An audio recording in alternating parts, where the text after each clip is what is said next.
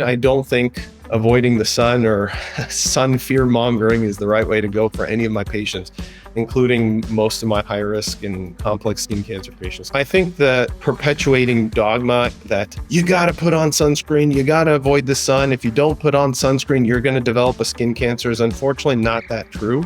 And I think there are ways that you can actually reverse the damage that's done in the biologic clock of our skin. So what do most people come see you for? So my specialty is skin cancer treatment and management, predominantly as a fellowship-trained skin cancer surgeon and somebody who sees a lot of high-risk, complex, and cosmetically or functionally sensitive patients. Most of my patients come to see me for skin cancer treatment or to treat long-term changes from sun damage. Either that's precancerous changes or photoaging, premature aging, sun-related dyspigmentation, things like that. My training was in dermatology and dermatologic surgery up at Stanford, but my fellowship was in Mohs micrographic surgery and facial plastic and reconstructive surgery. And being a specialist, not just in skin cancer, but somebody who understands skin health as a result of long-standing sun, we have probably the busiest practice in Los Angeles dealing with complex and high-risk skin cancers.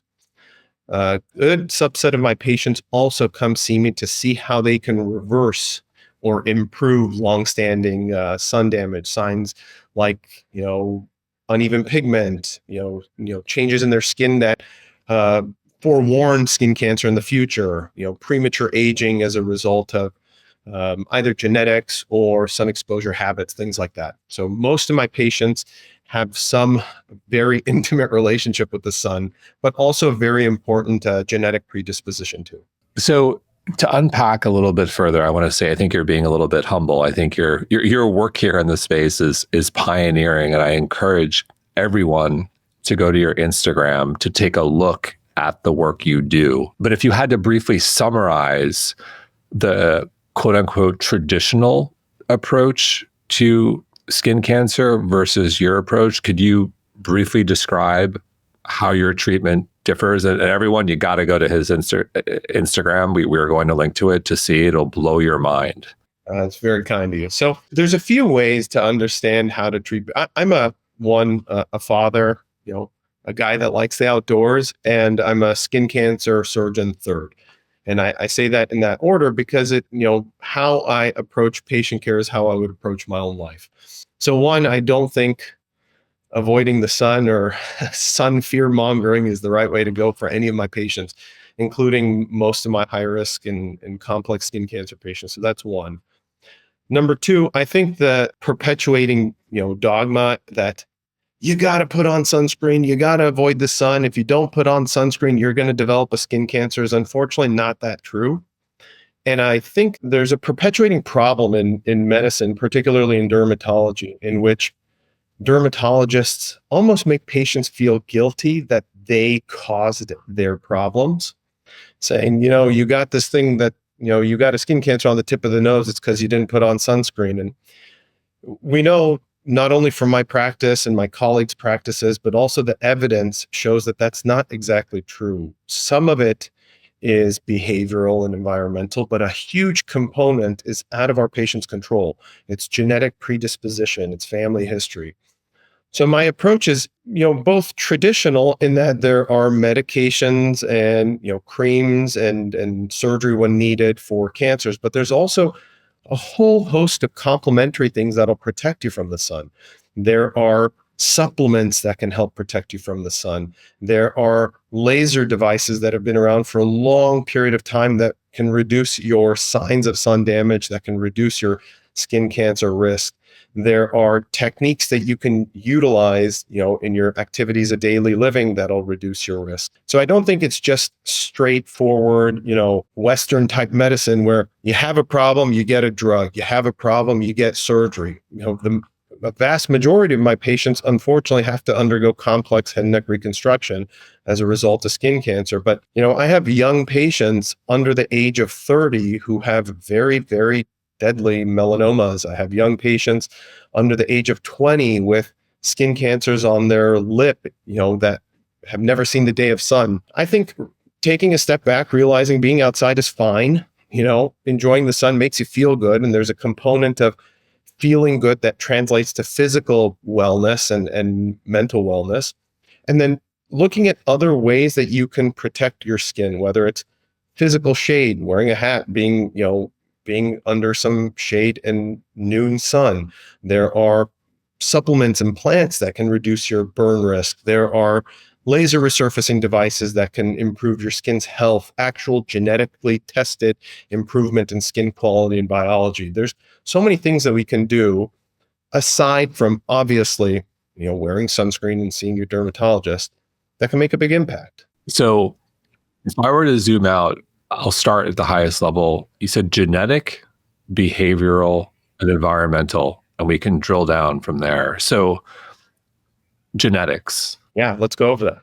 Yeah. So what are if someone's going through their, 3x4 genetics or 23andMe or whatever they're subscribed to, what should they look for? So when we talk about genetics, we look at two things. We look at genetics that can be tested, like I have the gene for blue eyes.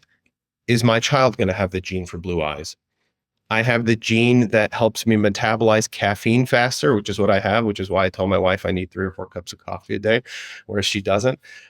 And then there are genes that are not exactly testable, but you can follow in a family tree.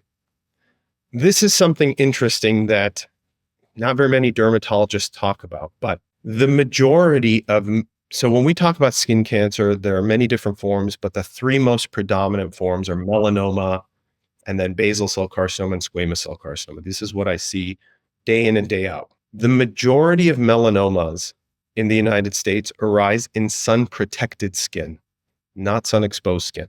And the majority of patients with melanoma have a positive family history, meaning you can track down the lineage saying mom or dad, grandma or grandpa, father or son, mother, daughter, etc., have also had that. Another interesting point, the most common cancer in the world is skin cancer. The most common skin cancer is basal cell carcinoma. 1 in 3 to 1 in 4 Americans will develop it. Every single sunscreen study that's randomized patients to using topical sunscreens versus not using topical sunscreens has failed to show a decrease in the incidence of basal cell carcinoma. So we know that there's an enormous genetic component in these things that are out of patients' control. Wow. Yeah, I think deciding how you treat your skin should be customized. One, looking at your risk history.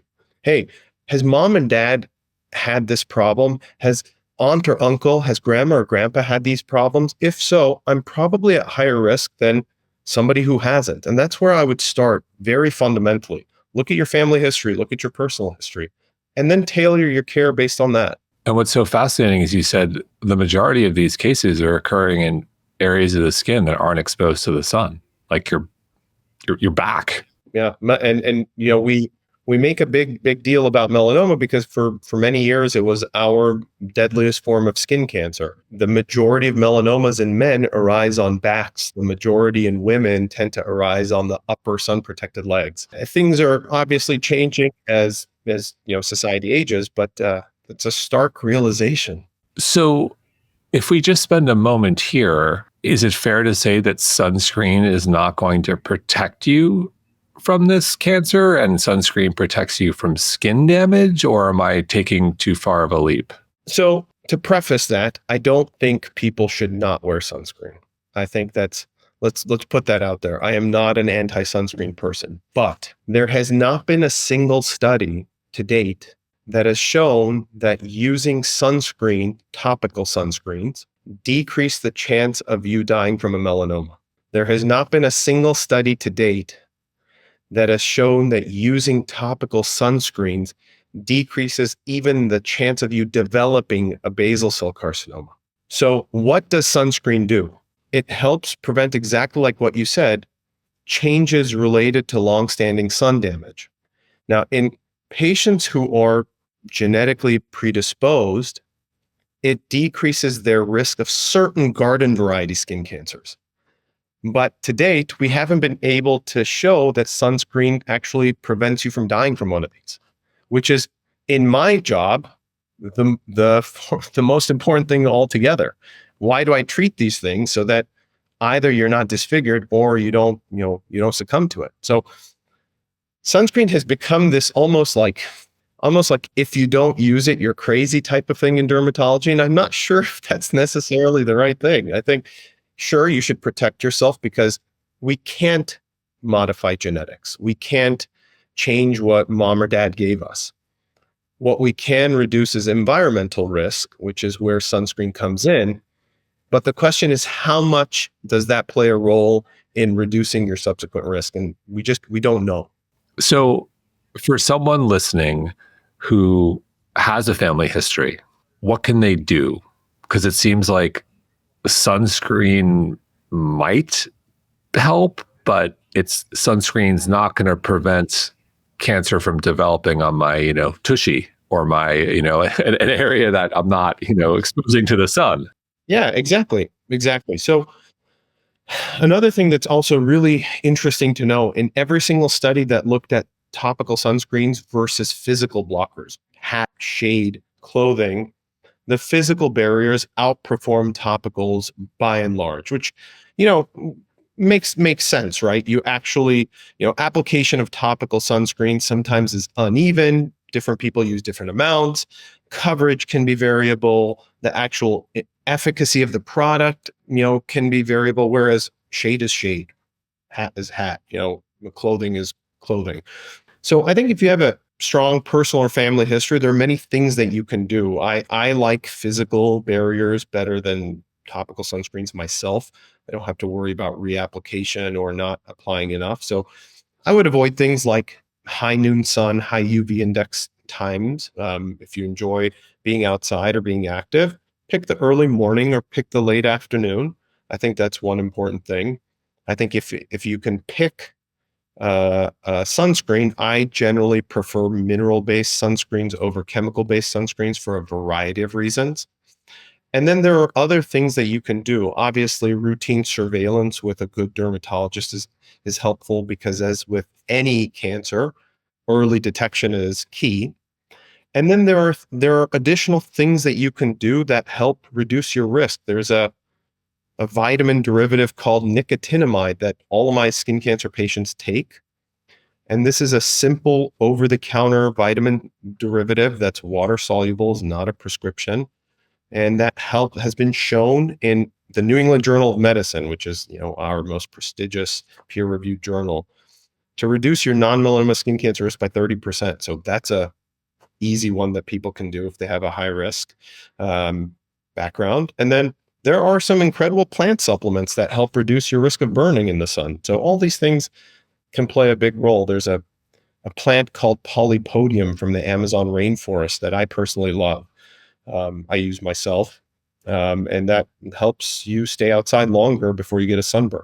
Well, I highly recommend sun powder. I enjoy it. And I think, and I do want to segue to diet and what you put in your, because I think that's the new frontier.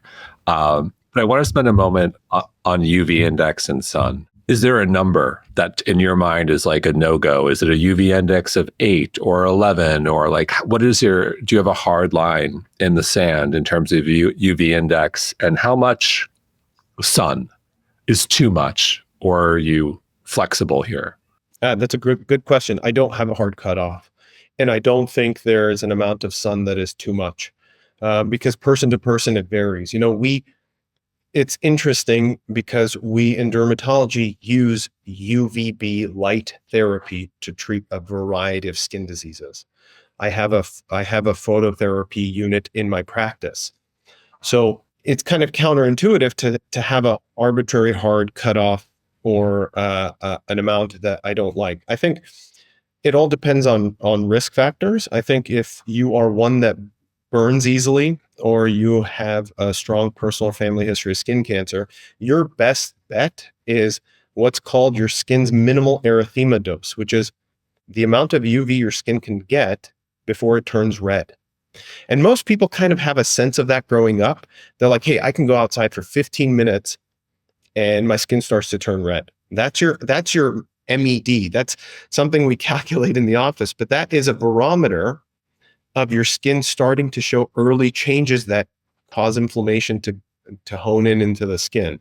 So I think based on your MED defines how much time you can spend out in the sun. I have a little bit more olive skin and I can tolerate the sun a little bit longer, but the sun beats everybody. There's no way I can be outside in the desert for 5 hours without, getting a sunburn. So finding your sweet spot dictates how long you can be outside. And what's your view on, getting your rep, so to speak? So something I've noticed, so I'm fair skinned.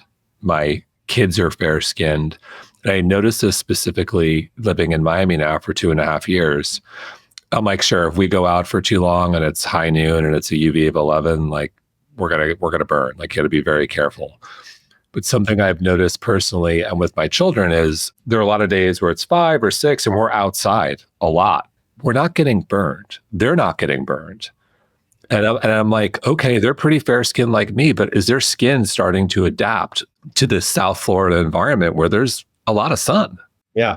So what you're describing is an entity that has been talked about in dermatology for many years. It's called sun hardening or UV hardening.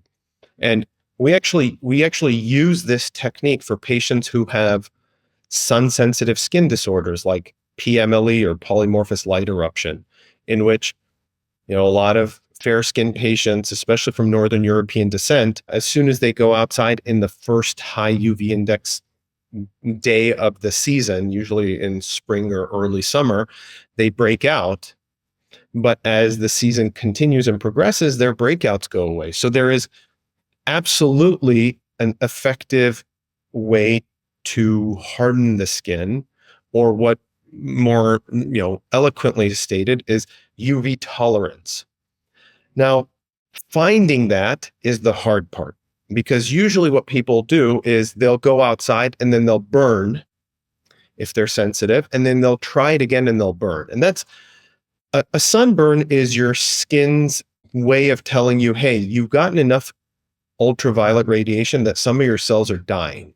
That's essentially what a peeling sunburn is your skin's death. Right before that, before you turn red, UV actually has this amazing ability to kind of suppress the immune response in your skin. So what you're describing is gradual UV tolerance that's with, medium intensity sun. I think it's a very real thing. I think it's beneficial for a lot of patients. And I think it may be, some of my colleagues may find this outlandish, but a lot of people do this is they, slowly expose themselves to a little bit of sun to be able to tolerate longer and longer periods. And I think that's fine so long as you're not frequently burning. And so what's your view on lifestyle in terms of what we're putting into our body and its potential impact on skin health and potentially skin cancer? I think alcohol, caffeine, hydration, seed oils, that's a hot topic. Let's talk about those. Yeah. So one of the greatest things that had the privilege of doing was training up at Stanford. And during my training there, we had a really, really robust experience in exploring the connection of the gut microbiome, the gut immune system, and its association with the skin microbiome and the skin immune system. And they are so, so intricately intertwined. So much so that we know that when we have patients with inflammatory skin diseases, eczema, psoriasis being the common things, if we just change their lifestyle and diet, if we switch them from an inflammatory diet to an anti-inflammatory diet, their skin disease improves without the need of drugs. Now, how much improvement varies person to person. Everybody's gut microbiome is different, and everybody's gut response to those changes are different, but it's reproducible. It's effective. So we understand now things that you put into your body that elicit an immune response are not great for your skin health. They change the dynamics of the messengers and signaling molecules from something that should be anti-inflammatory and balancing to something that is pro-inflammatory and what we call catabolic or easily breaking down. So absolutely huge connection between diet, the type of food you eat, and your skin health. We know alcohol is very pro-inflammatory, particularly grain-based alcohols. We know that when you drink a lot in the short period of time, there are changes you see in the what we call the acute phase. There are changes we see in your skin in the long-term phase. Caffeine is a little bit more complicated. There are some benefits, some long-term problems, but for the most part, caffeine is kind of net neutral, except in patients who have things like rosacea or redness. But we know, talking about seed oils, to take a step back and think that we found using industrial-based lubricants in our food would ever be a good idea is just like mind-blowing, right?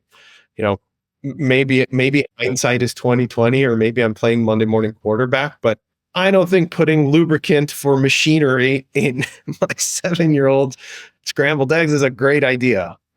So your body has a way of telling you that, and the skin is the first place you see your overall health and wellness. It's the only organ we see routinely. It's the only organ that will tell you what's going on right away. And its indirect messenger is your gut. You have a simple example is if you go out and have a really inflammatory meal that night, let's say it's a heavy, carbohydrate based meal and you have some alcohol, you're groggy the next morning, or you're foggy the next morning. Your stomach may not tolerate it as well. That's the simplest way of your body saying, hey, like, don't do that again, please. That we didn't like that. Somehow, humans have evolved, and certain foods can be almost addictive in nature. And we override those messages with our frontal lobe. We say, well, yeah, my stomach didn't really like that, but I like the way it tasted. So I'm going to try that again. And now you're in this cycle that I see in the United States, particularly, where this has become your diet for 30 years, and you're wondering why, other systems are starting to break down. I think seed oils, particularly, are exceptionally pro-inflammatory. We know this looking at blood markers, plasma markers of inflammatory cytokines based on diet. And we look at seed oils and their ratios of omega-6s, omega-3s, omega-9s, long chain, short chain, medium chain, unsaturated and saturated fatty acids. And we know that, they're exceptionally inflammatory. So as a result, your skin will show that. In terms of a skin cancer risk, that question directly is unknown. However, what we can infer is the data from patients who have immune dysregulation, transplant patients with, leukemia, patients who are on immunosuppressive medications, patients with autoimmune conditions. A lot of these patients have a heightened risk for skin cancer because of immune dysfunction. So if we infer those to be true, then diets that are years long of pro-inflammatory ingredients will probably increase your susceptibility. I personally think it will absolutely affect your likelihood of developing a skin cancer. The hard part is showing this in a test tube study. That's where the science just isn't there yet. But if we just look at indirectly our other patient cohorts, it's an absolute truth. So I think for sure, there's a connection. Jason Walkup here, founder and co-CEO of mindbodygreen and the host of the mindbodygreen podcast. Please subscribe. You'll never miss a show and you won't regret it. It's interesting. And I think, we've all seen the memes on Instagram where, photos of people, gloriously sunbathing in the 70s and 80s, and everyone's thin and tan, and they're putting on like tanning lotion, and they tie that to obesity and cancer. And then you look at today and it's skyrocketing, and the beach is, you got people like in sunscreen all covered up with the hats and like eating, less meat, more ultra processed food, and the number. And like, to your point, like there's no silver bullet study, if you will, but you're like, there may be something here. 100%. 100%. When we look at incidence of skin cancers in other countries and we segregate them based on decade and we look at latitude position in the equator, you would assume that if everything was very strictly sun related, mid-equatorial countries should have an increased incidence. Countries, that didn't have sun protective measures 50 years ago should have a heightened incidence than today. I think we are the most sun protective era in human history ever. And we also have the greatest incidence of skin cancer. Now, I'm not saying the sun doesn't cause skin cancer, but there's a lot of other things that I see play a role. I mean, you can just go to Italy and Greece and spend a summer looking at all the people that have been there their whole life and spending time at the beach. And the one incidence of the one type of skin cancer that resonates there is one that isn't necessarily directed with the sun entirely, and that's melanoma. So there's definitely something we're doing, something we're putting on, something we're consuming that's increasing our susceptibility to breakdown. There's an excellent researcher. There's a group of researchers out of Boston, out of Palo Alto, and I think they're in the UK. It's a group of researchers that published some amazing papers in the recent years showing that cancer in general is not a genetic problem, it's a metabolic problem. And we are essentially feeding ourselves into this breakdown. I mean, the simplest way I can put it is try pumping diesel in your gas car. It won't operate the same. Sure, they're both gasoline derivatives. Sure, they're both at your gas station, but even the subtlest change plays a big role in everything moving smoothly. And your nutrition status is essential to everything. So essentially, metabolic dysfunction is what's driving cancer. And it's like the 5 markers. It's blood sugar, triglycerides, HDL, blood pressure, and waist circumference. If I think that's like the headline. It's fascinating. And so I was going to say, we see this not just with skin cancer, you see this with almost every inflammatory skin disease. I mean, the quintessential skin problem, psoriasis, right? You see a lot of people in Northeast with psoriasis, and we've made this enormous connection that if you lose weight, if you improve your glycemic index and control, and if you stop eating inflammatory foods, your psoriasis gets better. For years, we treated this as a skin-only problem until the last 20 years where we elucidated, holy mackerel, it's not a skin problem, it's an immune problem. The skin's just the innocent bystander. And we see this also with skin cancer and premature aging. I have unfortunately a lot of patients who have solid organ transplants, and just the medications that they give to control the transplant increases their risk for skin cancer by 65,000%. They age faster. Their skin shows signs of sun damage faster. So metabolic dysregulation is huge. So it feels like every dermatologist, when you walk into a derm's office and you're experiencing a skin issue, like you should do blood work should go hand in hand. That should be part of the prerequisite that you feel like blood testing should almost be mandatory if you have a skin issue. For a lot of inflammatory skin conditions, most dermatologists should get a basic set of labs if you haven't had them. The problem is modern commercial labs, test a very basic amount of markers. They check your hemoglobin, they check your red blood cells, and there's maybe a couple markers for inflammation, your ESR and CRP.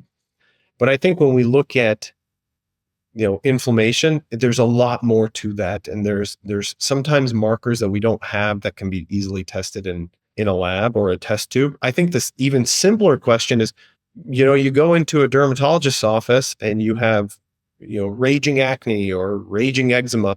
At the minimum, just a diet intake question should be done. Hey, what are you eating? What's your daily habit? You'd be surprised how many patients we see, and I'd be like, hey, what are you eating? Nothing. But then I have like a 2-liter soda and a tuna sandwich for lunch, and then I have pizza for dinner. It's probably not going to help your skin. So you mentioned tuna sandwich. I'm assuming it's not the tuna, it's the bread. Can we talk about sugar? I think everyone gets, probably should minimize it. But what about gluten and dairy?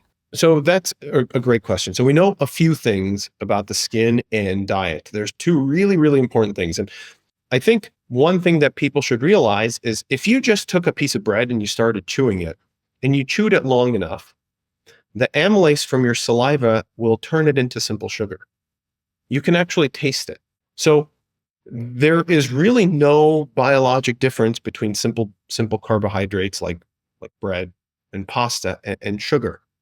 Your body senses it the same.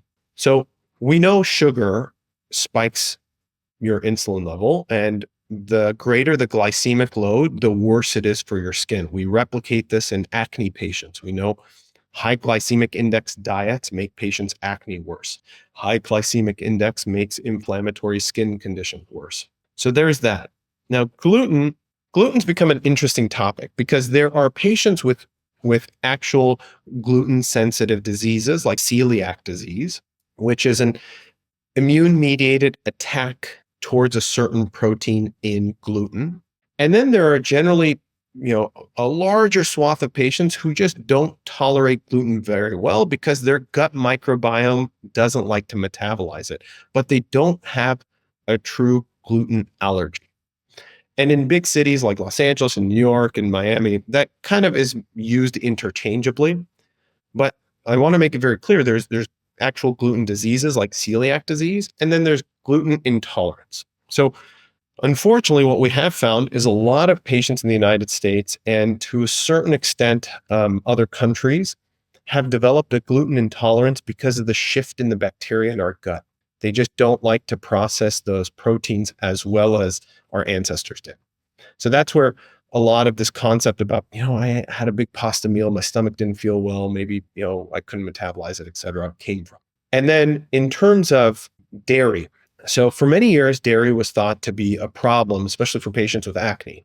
But when we looked at a really, really large an excellent study done out of Penn State, when we looked at skim or non-fat dairy and whole fat dairy, whole fat dairy products, whole fat milk, whole fat yogurts actually didn't do anything to worsen acne or inflammatory skin conditions, but skim or non-fat milk did. So that was perplexing. And when we looked into that, what we found that is a lot of skim or non-fat dairy products have emulsifiers to give the same mouth feel as full fat.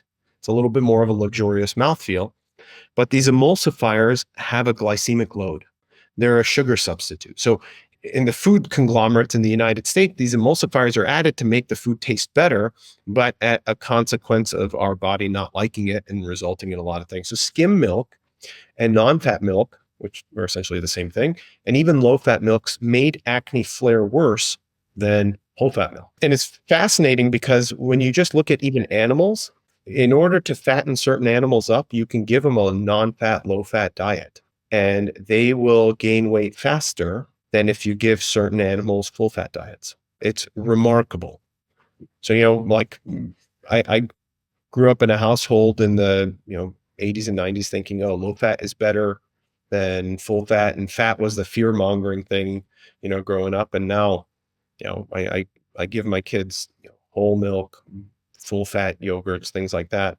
I think it's an excellent source of protein and calcium and et cetera. But I think that's where we find the problem, and that goes back to again sugar. Goes back to again the inflammatory cascade that's from sugar. So if I'm listening, I'm in my 30s, 40s, 50s, whatever the age, and I'm pretty good on the lifestyle. Like I'm listening, I'm like, okay, I'm good. It's the hardest part too. But I can't undo some of the damage I did in my early years with regards to maybe, I got burned a little too much or overdid it with the alcohol or what have you. And so, and I'm one of these people. Lifestyle's dialed in now, but boy, did I do some damage in those. We won't get into that. What are some of the treatments that I can turn to or techniques in terms, lasers or invasive and non-invasive to kind of help repair the skin? So you absolutely can turn the clock back, at least from a skin standpoint. Whoever tells you can't, absolutely not true. We have brand new skin every 28 days. I don't think people know that. our skin, the epidermis, which is the topmost layer of our skin, turns over every 28 days. And this is, for those that maybe not know this, this is kind of gross, but 99% of dust around our households is actually our skin. Wow. Yeah. If you just gather dust like windowsills on the floor, 99% of the dust is our skin cells that have sloughed off. So that's a remarkable thing to find out. But we have brand new skin every 28 days. And in the bottom layer of our epidermis, we have stem cells, the stem cells which regenerate these new cells. And there are ways that you can actually reverse the damage that's done in the biologic clock of our skin. So first and foremost, things like, certain supplements, like I personally like sun powder. The ingredients in sun powder have been shown to improve the DNA damage from UV radiation and prevent further damage. But it doesn't have to be necessarily sun powder. Any one of those combinations, with nicotinamide, polypodium, etc. And then there are certain resurfacing devices, certain lasers that will actually improve and regenerate healthier skin cells. The big laser study that came out of Harvard this year, the Fraxel study, looked at patients who had Fraxel resurfacing, which is non-ablative fractionated laser resurfacing. And we saw that their skin had a 50% reduction in future development of skin cancer as they did this routinely. And we kind of knew this. You resurface the skin, it peels and molts, and all of a sudden you have this beautiful baby skin and you glow. But now the evidence in actually looking at the mutations that cause cancer and looking at how this reduced it have been shown. Another really elegant study that came out of Stanford when I was up there looked at laser resurfacing of the skin. And when we biopsied the skin and ran genetics, we ran genetic expression of the skin before laser and after laser, there was a reversal to more youthful genetics post laser. It actually reversed the genetic expression profile. So there's definitely ways that, I laugh and joke in saying this, but probably your favorite dermatologist is resurfacing their skin every 6 months for sure. That's one. I do the lasers, and that's how I did it with Dr. Michael O'Brook, your colleague, who I love and is a genius and who connected us. And and Michael's on the cutting edge, as are you on this. For those who don't have the ability to go see you or Michael, what should they make? What type of laser? Like, how can they get specific if they walk into their derm's office? Because all lasers are not created equal, from my understanding. Absolutely. And also they're not just, lasers have become really elegant and in vogue. It's almost a sexy thing to say lasers, but you don't even have to go down the laser route. There are old school creams that have been around for 30, 40, 50 years that reverse the biologic clock in your skin, that improve the genetics of your skin, that reduce your skin cancer risk. Every single person who enjoys the sun should be on a retinoid, and a prescription retinoid, not the stuff over the counter, for many reasons, but the stuff over the counter is actually inactive. That's how they get it over the counter. So all the stuff you see is retinol, and all the stuff that you can buy at your local mall or Nordstrom, Sephora, Bloomingdale's, etc., is all an inactive form of retinoids. But everybody should be on a prescription retinoid. It is the single best medication for your skin. It improves fine lines and wrinkles. It corrects sun damage. It reduces acne, and it prevents skin cancer. I mean, it's awesome. And it's a cream. I mean, how simpler than that? And then for patients who are more heavily sun damaged, there are prescription resurfacing creams that, I give for a lot of my high risk patients, and it reduces their risk of skin cancer. It actually changes the genetics of their skin. There's lots of things that can be done to correct the stuff we did, in our teens, 20s, 30s, et cetera.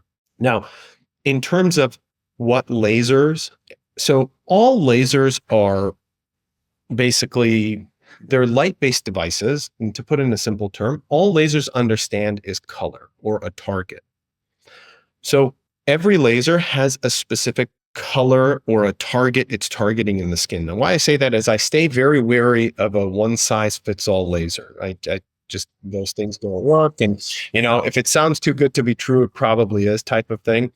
But when you see your dermatologist, I think, or whoever is your laser expert, but it should be somebody who is well trained in that field.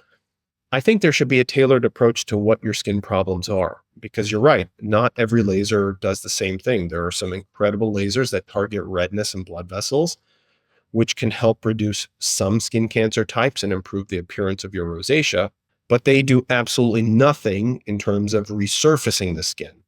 There are some amazing resurfacing lasers that do absolutely nothing for redness.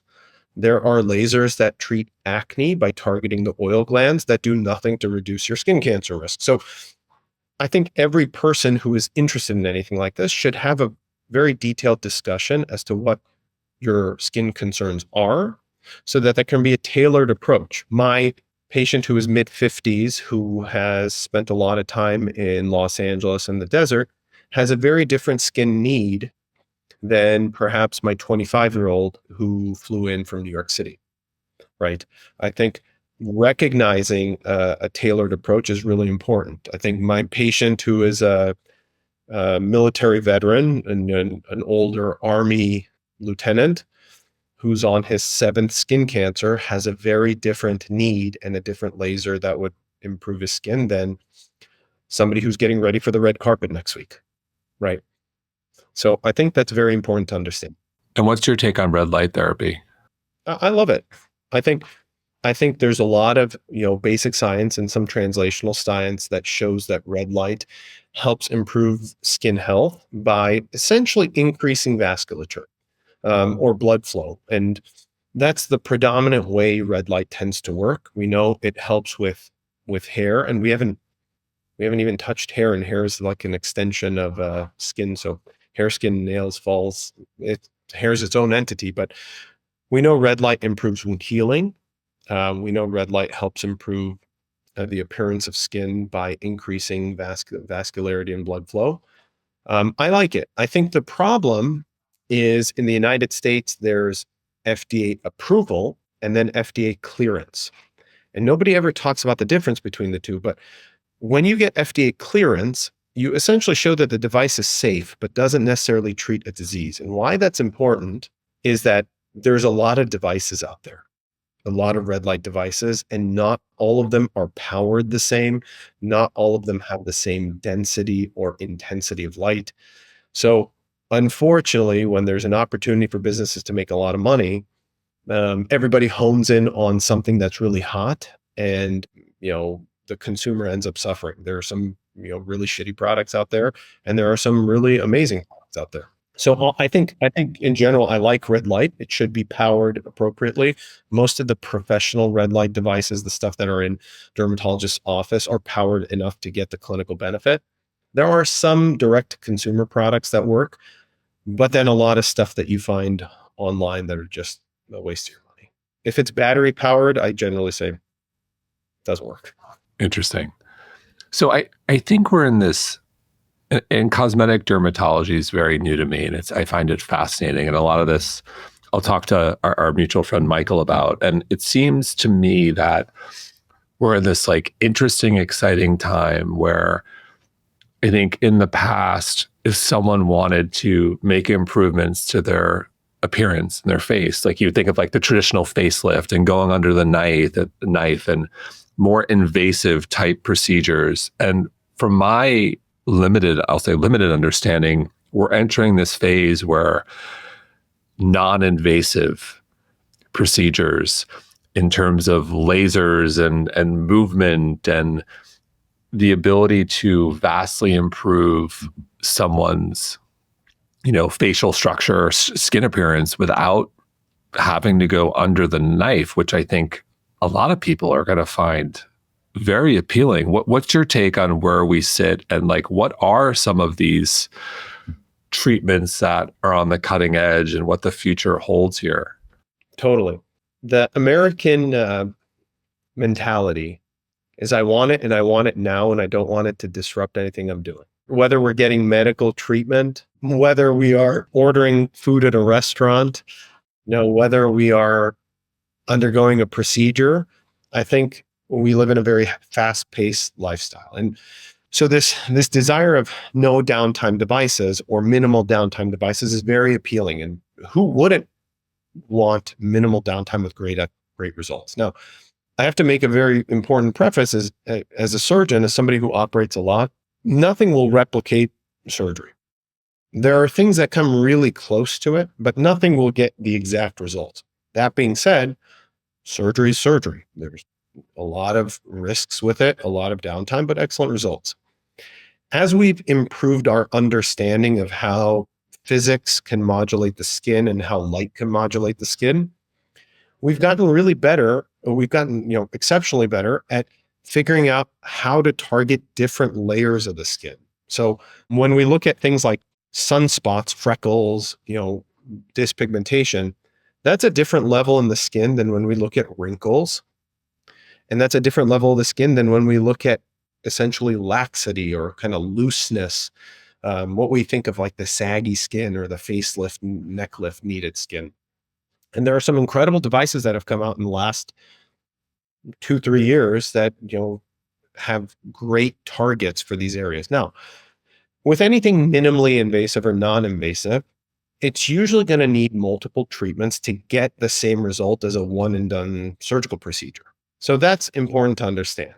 I think a lot of people want something that's non-invasive and one time. That's hard to achieve, but we can get some excellent results with a few treatments. And devices like SoftWave, devices like Ulthera do wonders at targeting the third layer, historically our deepest layer, the subcutaneous fat, in tightening and heating that fat layer to kind of shrink wrap and give us a more youthful, lifted appearance. Historically, we didn't know how to reach these areas of the skin without burning the top. So it was always a problem in trying to get aesthetic improvement and rejuvenation in terms of lifting and tightening. We were able to kind of peel the skin and resurface texture and color, but we really couldn't target things like, jowls and, the neck. But now we have some really amazing devices. Right. The saggy skin. Yeah. Yeah, exactly. So is that one for the saggy skin that I know a lot of people experience in midlife? And Yeah, there's two devices I really like. SoftWave, which is a device we carry in my practice. I love it. And then Ulthera, also similar. Both use ultrasound to heat the fat layer and give it a little shrink wrap. And we get some really remarkable results with essentially no downtime. Now, some may argue it's almost as close to a neck lift facelift as you can get without surgery. And wow. yeah, it's really, really remarkable. And I think you got to thank the brains over at, big institutions like, Harvard and Stanford for figuring out the physics of this, but we get some incredible results. Now, with lasers and all these devices that are non-invasive, I will say it's the inverse to surgery. The younger you start, the better and the more durable your response will be. Whereas with surgery, the younger you start, the more consequences you're going to run into as you get older because of scar and surgical site changes. So it's almost the inverse. We like patients to start younger for these non-invasive devices because they are regenerative, whereas surgical procedures are more repair. And that's the simplest way I can describe it. And for wrinkles, are there better alternatives to Botox, or is that still kind of the preferred? So wrinkles are spend a lifetime talking about wrinkles. So wrinkles come in two big categories. What we call dynamic, meaning the wrinkles aren't there when you're resting and they show up when you move. And then static wrinkles.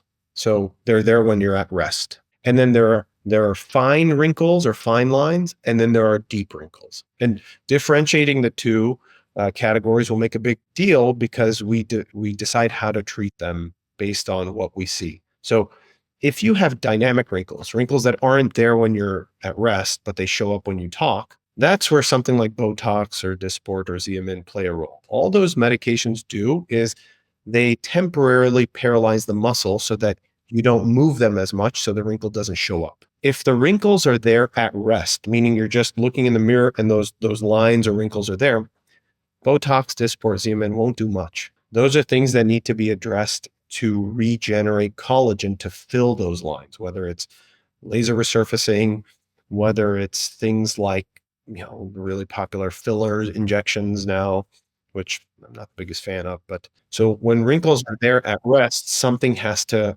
fill that void that's created. With fine lines, when we look at wrinkles that are, not deep, lasers and injectables can make an improvement. When wrinkles are really deep, really the two things that you can do are either these ultrasound devices like Softwave or Ulthera or surgery, because there's nothing that will increase skin volume enough to kind of flatten things out. So, I think people batch wrinkles under one term. You can walk into Sephora and see a cream for wrinkles, and then you can walk into a surgeon's office and see an operating room for wrinkles. I think, I think it can be differentiated. So, in terms of all the treatments available, what do you think is underrated and what's overrated? And treatments across the board. If someone walks into a derm office, there's just a whole suite. There's everything is possible.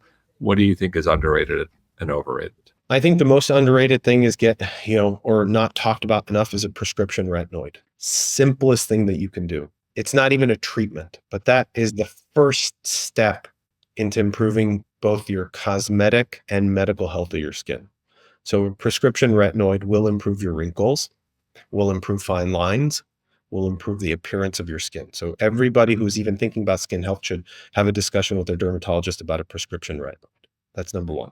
I think the single best device, in my opinion, or group of devices for overall skin health, both in beauty and in youthfulness and vitality, are the non-ablative fractionated laser devices like Fraxel, like Clear and Brilliant. I think they do so much in the improvement of your skin health and the appearance that if I were to pick one single treatment, I would pick Fraxel or Clear and Brilliant. And they're essentially big brother, little brother, same physics, just different energy levels. But if I were to pick one, that would be it. That cuts my skin cancer risk, gets rid of sunspots, and improves my wrinkle. Let's say that's the one I do with Michael. Yeah.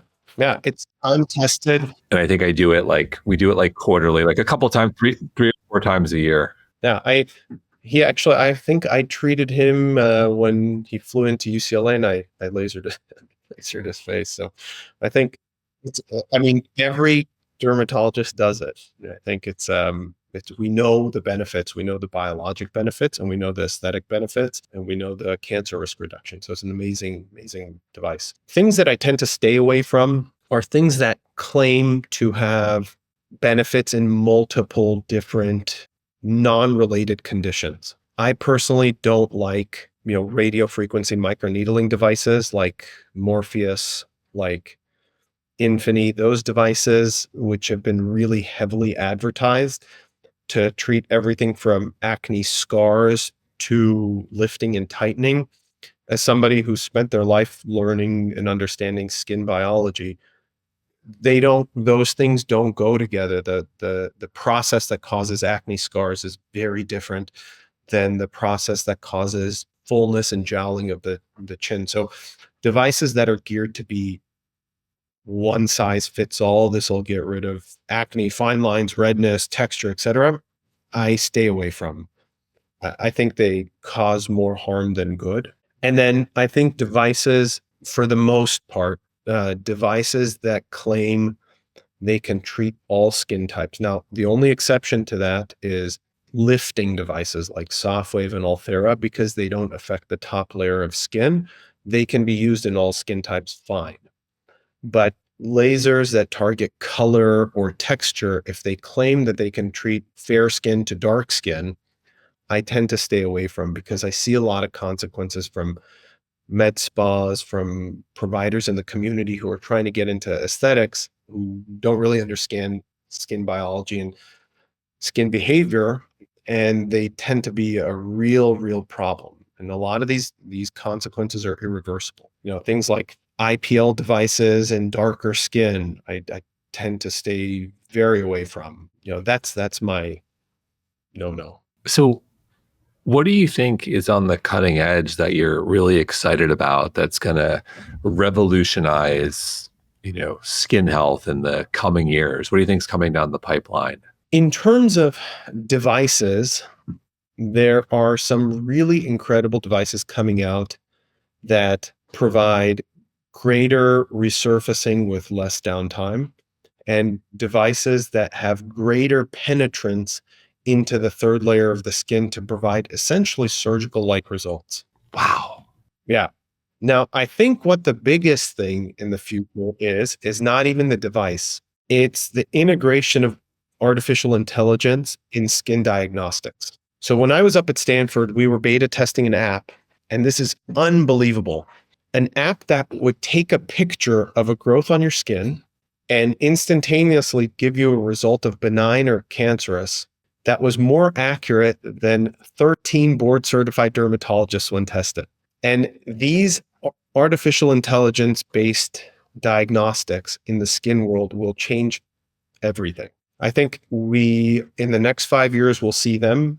I don't know if they'll be readily available to everyone or if they'll be specific for, physicians and practitioners or whatnot, but the ability to use these computer neural networks to give us diagnostics and treatment is where the future is. I mean, we can take a picture of your face with a special camera and use the computer software to tell me what your cancer risk is, where your damage is, what layer of skin your damage is, and what you would need to correct that, all in a photo.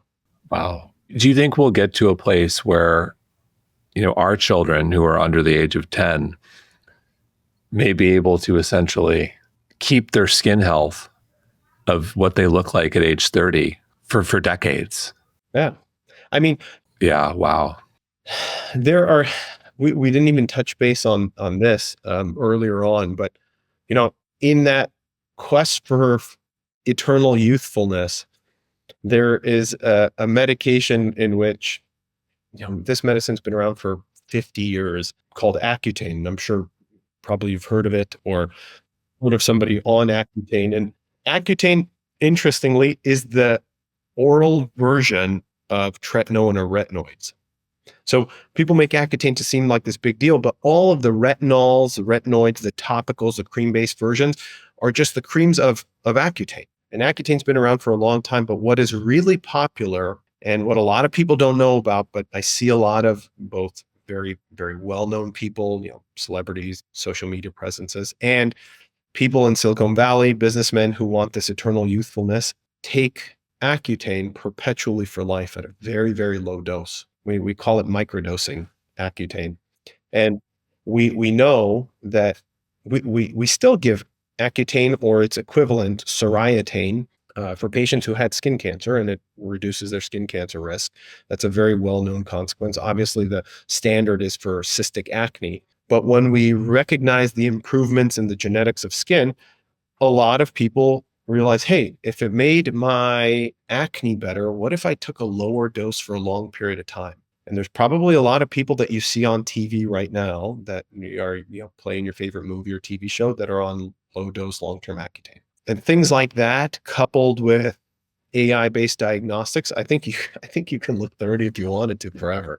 Now, the question is, do you want to or not? That's a different story. Wow. It is an unbelievable time. We covered so much ground. We are definitely going to have you back. In terms of today, is there anything we didn't touch on that you want to touch on before we go, or leave our audience with any words of wisdom? No, I think we touched base on pretty much everything. I think what I want people to know is, as somebody who sees a lot of really bad skin disease, as somebody who operates on some of the worst skin cancers in Los Angeles, I don't want people to be afraid of the sun. I don't want people to, change their lifestyle habits entirely because of a diagnosis or something that they went through. I think there are intelligent ways to be sun smart. There are intelligent ways to reduce your subsequent risk, whether that's with devices, supplements like sun powder, or, dietary changes.